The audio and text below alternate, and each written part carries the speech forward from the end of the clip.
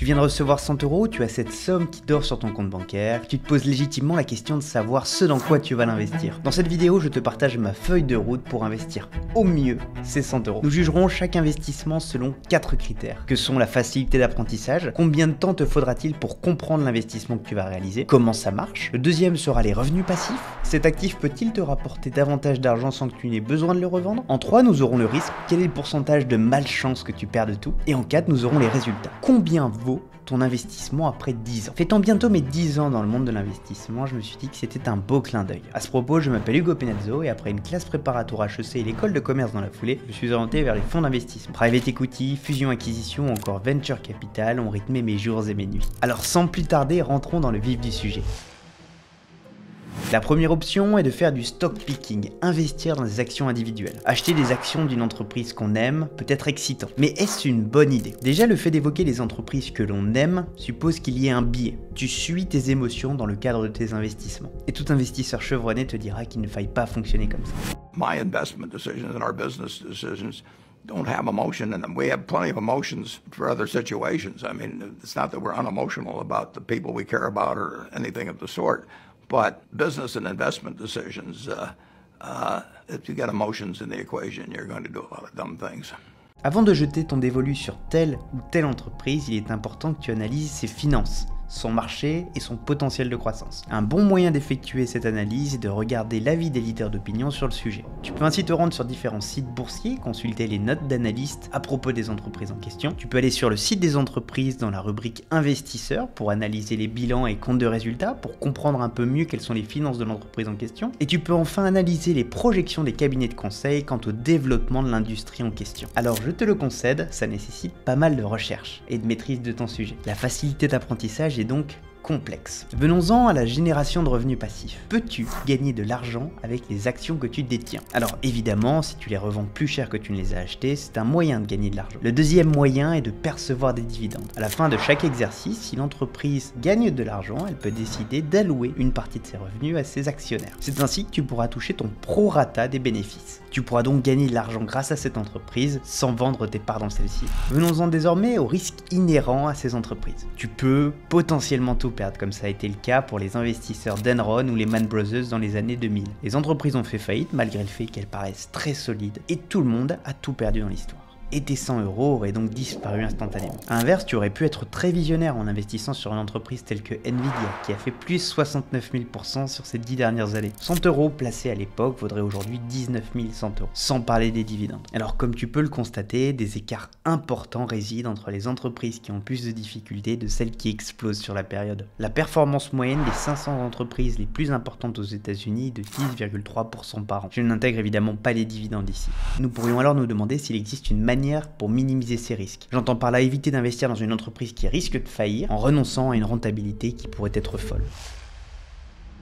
C'est ce que les ETF ou paniers d'actions te permettent de faire. Si tu as envie de t'exposer à une zone géographique, à une industrie ou encore aux entreprises les plus performantes d'un pays, l'ETF est là pour toi. Via l'ETF S&P 500, tu t'exposes aux 500 entreprises américaines les plus performantes, l'ETF CAC 40, les 40 plus grosses entreprises françaises, ou encore l'ETF Nasdaq pour les entreprises tech américaines. Ce qui est génial au sein de ces ETF, c'est que les entreprises évoluent constamment. Une entreprise sous-performe, elle sera retirée de l'index au profit d'une nouvelle. Je parlais plutôt de performance moyenne du S&P 500 qui était de 10,3%.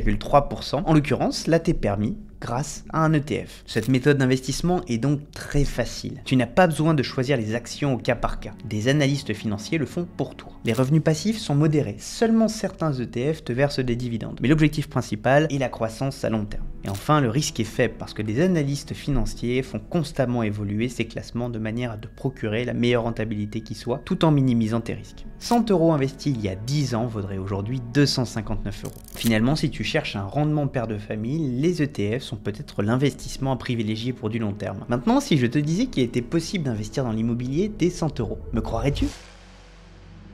Nous en arrivons à notre troisième solution d'investissement. Et c'est l'innovation en matière de produits financiers qui nous permet d'investir en immobilier avec un capital aussi faible. Tu imagines en plus, il est très simple d'investir dans un bien immobilier, tu n'as pas besoin de prêt bancaire et tu n'as pas besoin de notaire. Il existe différentes manières de faire. Tu peux passer par des fonds d'investissement immobilier, les REIT. Ils te permettent d'acheter des parts d'entreprises qui possèdent et gèrent des biens immobiliers tels que des bureaux, des commerces ou encore des logements. Tu peux faire du crowdfunding immobilier qui te permettent d'investir dans des projets immobiliers via des plateformes de crowdfunding. Cela reste néanmoins plus risqué. Tu peux acheter des parts dans des SCPI, des sociétés civiles de placement immobilier, qui te permettent d'investir dans l'immobilier sans acheter directement un bien, ou alors investir dans l'immobilier tokenisé. Grâce à la technologie blockchain, ce grand livre de compte totalement transparent sur lequel tu peux voir les transactions de gré à gré, il t'est possible d'acheter des fractions de biens immobiliers tokenisés. Concrètement, c'est comme si un bien immobilier était acheté et était la propriété d'une structure, dont la détention de cette structure était fractionnée en une multitude de parts, chaque part valant 100 €. Alors maintenant, si tu as effectivement envie d'investir dans l'immobilier, tu vas peut-être te demander quelle est la meilleure approche parmi les 4 présentées. Si tu cherches de la liquidité, les REIT ce sont la meilleure solution. Si tu cherches un rendement passif stable, les SCPI ou la tokenisation pourront être une option. Et si tu es prêt à prendre beaucoup plus de risques, le crowdfunding est fait pour toi. Et les revenus passifs dans le domaine de l'immobilier sont importants. Les REIT se sont notamment obligés par la loi de reverser 90% de leurs bénéfices aux investisseurs sous la forme de dividendes. Le risque est assez faible car il est moins risqué que d'acheter un seul bien. Cependant, les crises immobilières peuvent logiquement impacter tes prix et tes rendements. Si tu avais investi il y a 10 ans sur un bien immobilier à hauteur de 100 € et qu'on tenait compte de l'augmentation des prix de l'immobilier en France sur la période, ton investissement vaudrait aujourd'hui 130 €, hors versement des loyers, cela va de soi.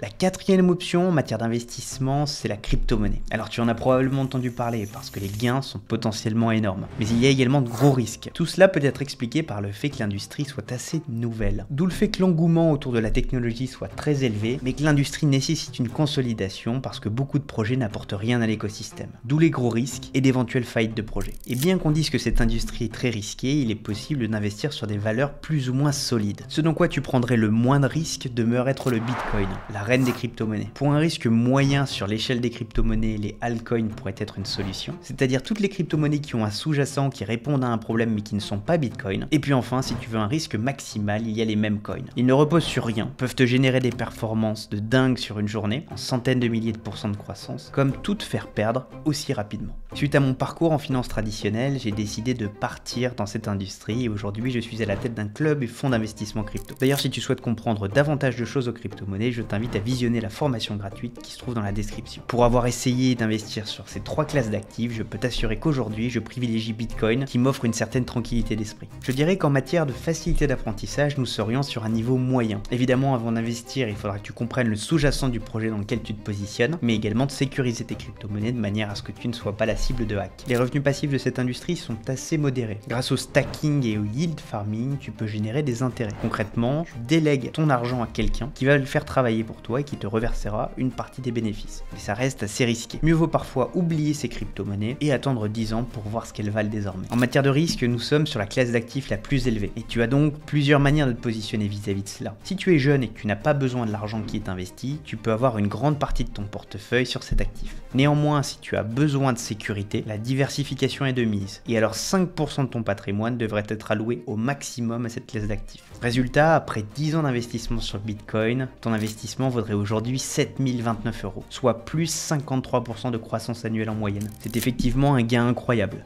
mais beaucoup de crypto-monnaies ont fait faillite en parallèle. Bitcoin aujourd'hui, c'est le projet le plus solide pour de nombreuses raisons. Des gouvernements en détiennent, des fonds d'investissement en proposent à leurs clients et beaucoup d'institutionnels sont intéressés par la classe d'actifs. En plus, cette crypto-monnaie n'existe qu'en quantité limitée. Il n'y aura jamais plus de 21 millions de Bitcoin en circulation. À mesure que les personnes perdent même leurs accès à cette crypto-monnaie, le nombre de Bitcoin en circulation baisse. Tu vas vite comprendre pourquoi je parle d'inflation maintenant.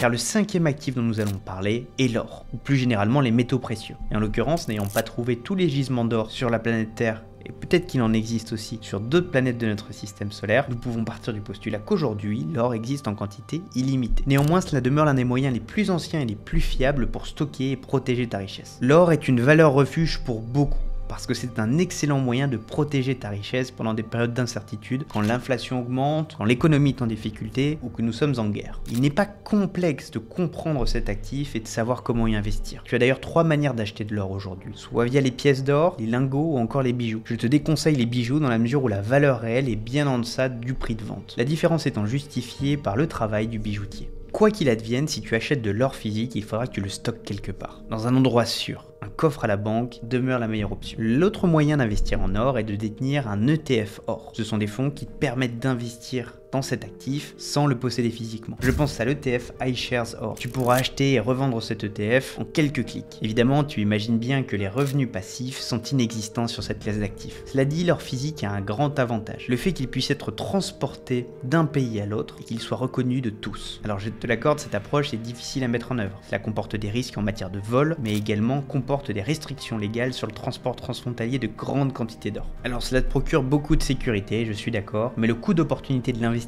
dans l'or est un inconvénient. C'est de loin l'actif le moins rentable de ceux qui a été présenté. Si tu avais investi dans l'or il y a 10 ans, aujourd'hui ton investissement vaudrait 242,50 €.